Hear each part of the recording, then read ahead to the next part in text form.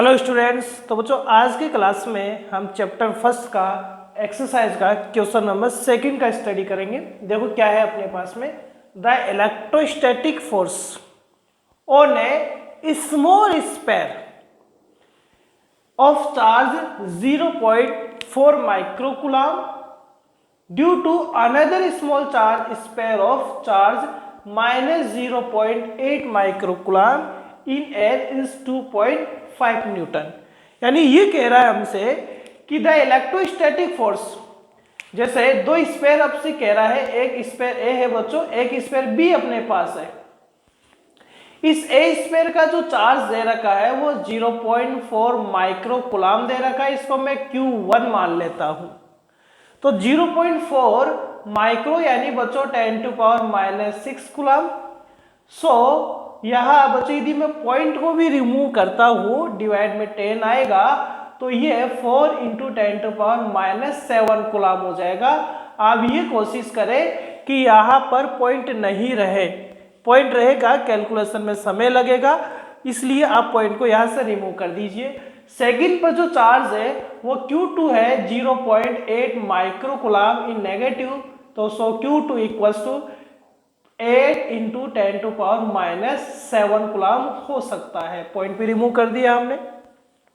दोनों के मिड का कितना डिस्टेंस है वो हमें नहीं पता है, क्योंकि फर्स्ट क्वेश्चन में ही आपसे बच्चों क्या पूछ रहा है, वो डिस्टेंस पूछा है इसने।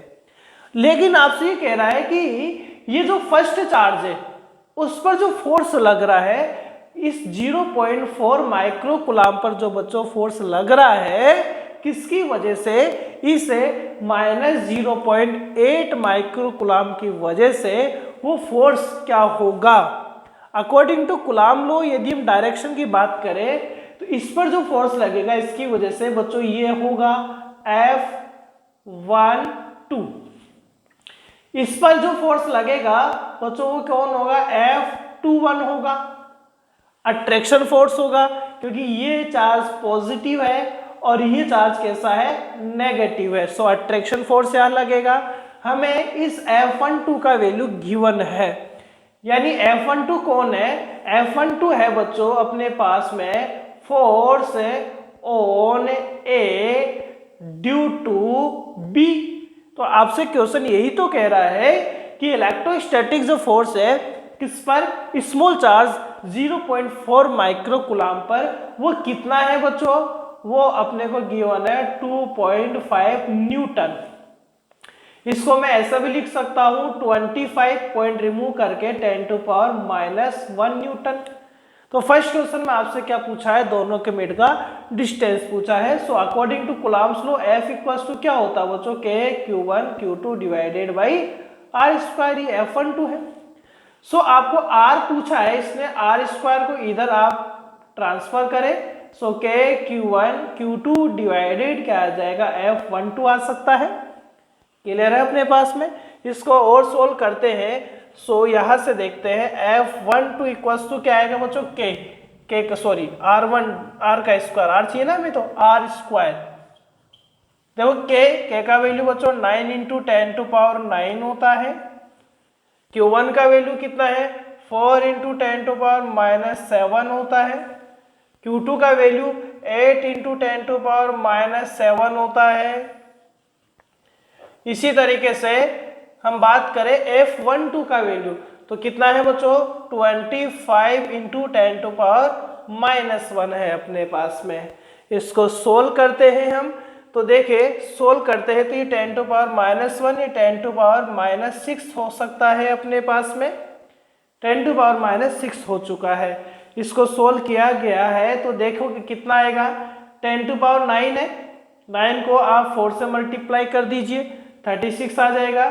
36 को 8 से भी मल्टीप्लाई करना पड़ेगा। पावर कितना आएगा बच्चों, ये -7 ये -6, तो -13 हो चुका है। ये बच्चों 9 है तो ये 10⁻⁻4 हो जाएगा, और ये 25 अपने पास हो रहा है। तो आप सोल्व करेंगे बच्चों। सोल्व करने के बाद आप किसका वैल्यू फाइंड आउट करेंगे, R का वैल्यू आप फाइंड आउट करेंगे जो मीटर के अंदर आएगा। ठीक है। सेकंड में ये पूछा है कि what is the force on the second speed due to the first.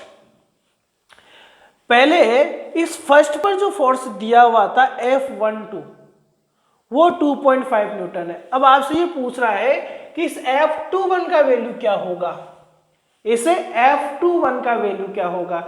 अब बच्चों F21 का मीन हो गया 2 पर फर्स्ट के कारण फोर्स, और हमने लास्ट क्लासेस में आपको सिखा रखा है कि बच्चों ये जो F12 होता है मैग्नीट्यूड में, उतना ही फोर्स कौन होता है, F21 भी होता है। यानी फर्स्ट चार्ज पर जितना फोर्स सेकंड चार्ज की वजह से लग रहा था उतना ही फोर्स सेकंड चार्ज पर फर्स्ट चार्ज की वजह से भी लगता है। यानी हम ये कह सकते हैं कि F12 एंड F21 कितना होगा, 2.5 न्यूटन होगा। यानी सेकंड का आंसर 2.5 न्यूटन ही रहेगा। हाँ, डायरेक्शन जो होगा F21 का वो F12 के जस्ट क्या होगा, ऑपोजिट होगा। ठीक है बच्चों, थैंक यू।